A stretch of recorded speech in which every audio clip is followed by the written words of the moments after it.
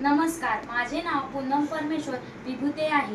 मी इयत्ता 9वी मध्ये शिकत आहे। माझ्या शाळेचे नाव मच्छोदरी विद्यालय नाथनगर, तालुका घनसावंगी, जिल्हा जालना। नमस्कार, माझे नाव ज्ञानेश्वरी रामचंद्र कानगोडे आहे। मी इयत्ता 9वी मध्ये शिकत आहे। माझ्या शाळेचे नाव मच्छोदरी विद्यालय नाथनगर, तालुका घनसावंगी, जिल्हा जालना। आम्ही दोघी आपल्या समोर एक प्रकल्प घेऊन येत आहे।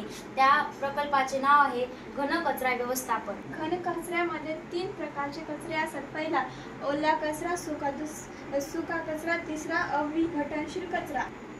पहिला ओला कचरा। ओला कचऱ्यामध्ये ओला कचरा विघटन होण्यासाठी 6 ते 7 दिवसाचा कालावधी लागतो।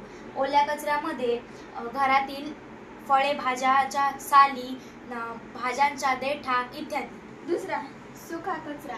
सुका कचरा विघटन होण्यासाठी 15 ते 20 दिवस कालावधी लागतो।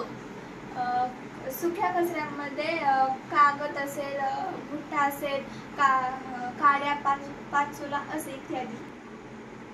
तिसरा अविघटनशील कचरा। अविघटनशील कचऱ्याला 20 ते 25 वर्षाचा कालावधी लागतो। अविघटनशील कचऱ्यामध्ये पेन, प्लास्टिक, मोठ्या प्रमाणात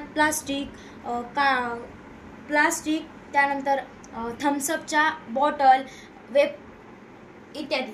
पुन्हा मी तुला एक प्रश्न विचारते, आपण जर हे तिन्ही पण कचरे एकत्र केले तर काय होईल? तर आपण हे तिन्ही कचरे एकामध्ये टाकले तर ह्या कचऱ्याचं व्यवस्थापन नीट होणार नाही। ज्ञानेश्वरी, मी तुला एक गोष्ट सांगते। माझ्या आईने एका दिवशी पॉलिथिनच्या पिशवीमध्ये घरातले भाजीपाल्याच्या देठ, स्वयंपाकघरातील पोळी, भात वगैरे, गायीने त्या पॉलिथिनच्या पिशवीमधलं अन्न खाल्लं आणि ती पॉलिथिनची अरे, गायीने अन्न खाल्लं असेल पण पॉलिथिनची पिशवी का खाल्ली असेल? त्या मुक्या जनावराला काय माहित असेल, ते अन्न समजून तिने पॉलिथिनची पिशवी सुद्धा खाल्ली। मुलांना कळकळीची विनंती आहे, आपल्या घरातील व आपल्या परिसरातील कचऱ्याची व्यवस्था व्यवस्थितपणे लावे। धन्यवाद।